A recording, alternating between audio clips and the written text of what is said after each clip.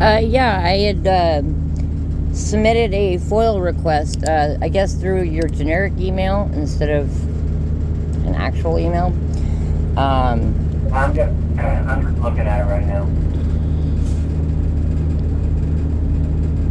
I don't have it. You probably need to submit that to the sheriff's office. You're asking for the sheriff's office told me I had to submit it through you guys. Kind of funny how everything works there in Keith County, because I was told to file a complaint with the chief, the deputy chief, and then he told me I was supposed to submit it with the sheriff, and I kind of get like this little, I don't know, let's pal around the bush together. No, I wouldn't have that information. They would ask me to review it, and so I guess I'm wondering. Okay, you're saying you want. I don't know what you. So on February 14th, my daughter was illegally arrested when she was the victim of a crime that's been going on for 4 years. She doesn't have anything to do with this crime. It's been being done to her by victims' rights. She has rights as well. It's been deemed under what? Huh? What you just said? You said it was something about victims' rights? Yes. She went up to the sheriff's office to report a crime, and the cops ended up arresting her, illegally arresting her, and abusing her in the process. Booking her for bull crap charges. I mean, this is ridiculous. It was reported in 2020 to a sheriff. Nothing could be done because they couldn't get any information. And once something come up in 2023, she goes to report it, and wow, look at that. She ends up in jail. So there's a problem here, and I would really like the public information. And I was told by them that I have to go through you. So someone's going to have to figure out their ducks. Well, no, what they mean to say is they're supposed to check with me when there's a Freedom of Information Act concerning a case or an investigation. So I'm just looking at your stuff here. You're wanting, when you say text messages, all of it's public record. Anything exchanged between any public official is public record. So any text messages, emails, recorded phone calls that has her name brought up between the police, your office, CPS office, anything public record wise with her name on it. Well, it wouldn't be a public record if it's to me, so just so you're aware. Well, then why are they telling me to come to you for a public record?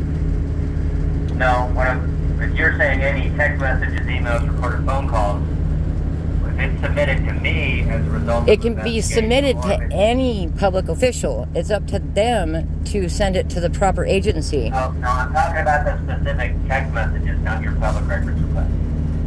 Right. Well, if there's particular text messages or emails that have to do with attorney-client privilege or attorney work product, we won't give that to you. But I'm just trying to look at right. No, I know the difference between what's private record and what's public. But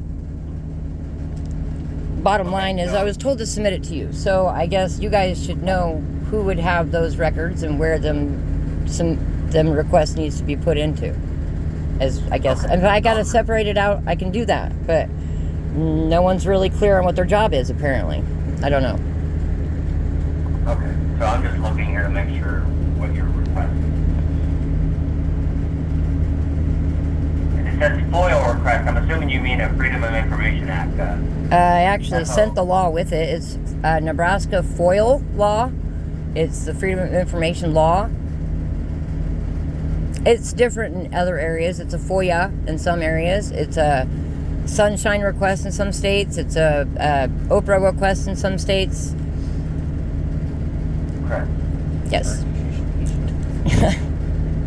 Just a mom. All body cam footage and internal cam footage, all police reports and names of all officers involved. I have the two that were on site at the time that she was talking to. And then after they decided that they were going to arrest her, apparently two other cops, I don't know if they were called or if they were just there, but they assisted in the arrest of her as well, which makes them implicit. I need their names and badge numbers as well. The jailer, in fact, threatened to tase her while she was in cuffs. And told her that she would put her in a cell with 3 other inmates because they would beat her ass because she was crying. Which is freaking ridiculous. Yes. I'm telling you, my daughter's being picked on. I spoke, my oldest daughter and I spoke to an attorney just for some advice, and he felt it necessary to report it to the state police on his own, not as an attorney, not as our attorney, her attorney, nothing, just because he felt she's getting picked on. She has a disability. She doesn't handle stress very well. She has social anxiety, and now she's in CPS control. They got her on dope. I mean, it's fucking ridiculous. Excuse my French, but it is. It's just ridiculous. Wait, did you say CPS has her on? You guys ought to know already. I mean, she's already been run through the ringer in North Platte. Now she can run through the ringer down here. I mean, it's. Well, man, we don't know what goes on in North Platte. So. Well, I would assume you know about what's going on in Ogallala. If it's during the course, unless it's an investigation that they send the reports to this office in order for us to charge someone with a crime, we don't. Do you handle like CPS cases, or is that not in your? If they get where they rise to the level of being filed and already run through the deputy county attorney, is normally involved in CPS, HHS. Okay, well, I guess I just assumed that there was one county attorney and kind of did it all, Superman. No, but anyways, yeah, that has nothing to do with what's going on, her going up and getting arrested, but they're running her through the ringer, and it's just making her life even harder, like way harder than it needs to be, and this on top of it. Now she's afraid to even go talk to the cops, and they're not even doing anything about. So 4 years ago, a guy started hacking her account, took some of her photos and her pictures, and started using them to control her and stalk her. This was 4 years ago when she was 16, almost 17. He even sent video of him in her accounts, not like on her page, just like in the account, okay, like hacked it, and even admitted that he's in her account, that how does it feel to get your shit hacked or whatever. Well, he would follow her around, send videos of her, creep her out. So she called Molly. This was back in 2020. Molly did not have, I'm assuming you know who I'm talking about by Molly. I'm assuming. Okay, so she called Molly. Molly took down what information she had, and there wasn't a lot to go on. It's all online. So 2023 rolls around, and Molly calls Sierra and goes, "Oh my God, I got a connection to that phone number. It's somebody local."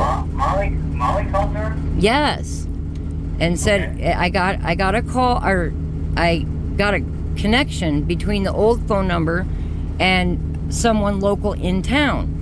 And it makes sense because the number that she found with the connection is someone's very close to our family that would know what she's doing and where she's at. And a lot of the stuff that this person was using against her was information a stranger wouldn't know. Anyways, so after a little bit of stewing on it, and my daughter and I telling her, go turn it in, this is ridiculous, So she talks to Officer Herbert or Hubbard, yeah, and he told her to go into the sheriff's office and make a complaint that he was on vacation and he would catch up with her when he got back. So she did, and boom, she ends up arrested. And the sergeant that was on site, I was on the phone after they started threatening her with arrest. She called me. I was on the phone with her. He didn't listen to a word she had to say. She tried to say, no, this is not something I'm doing right now. It's not something I've even done. It's not something I'm doing. It's something that's being done to me. He didn't want to hear any of it. And it was really hard to be on the phone. Go ahead. That was the sergeant. I sent the names and badge numbers to you. Yeah. Okay. That was the sergeant, and Sierra kept telling me, Mom, he doesn't understand what Snapchat is. He doesn't understand what Instagram is, and that people can hack it. Apparently, he doesn't think that's possible. Like that's what she was. Yeah, and she ended up walking away, and I said, no, you need to get Officer Herbert's phone number and their names and badge numbers. And she goes back in to get that and asking them for that public information, and they started arresting her. She was recording this. They took her phone and they kept her phone without a warrant, without any probable cause, reason, or articulable suspicion of any crime that she's committed. They booked her for selling or photos untoward or without permission, images untoward without something like that, and resisting arrest. And then she was in there for about 4 hours telling us that she was going to get no bond. She'd have to wait. And then about 4 hours out, after she was booked, they let her out with no charges, no phone. She doesn't have her phone back? No. They took it. Okay. And said they were going to get a warrant. I'm assuming you need a warrant for the phone, and then you need a warrant for the information inside. So, I mean, if we're going to follow the law, we got to follow the law. Sure. And okay. Nobody even checked in. This other person is a family friend. That's my granddaughter's dad. And he needs checked into because he had these. Your granddaughter's dad? Yeah, it's my daughter's ex-baby daddy. So Molly put the phone number in her phone clear back in 2020. She put the phone number in her phone under, I think it was Hunt Stalker or something, or Sierra Stalker or something like that.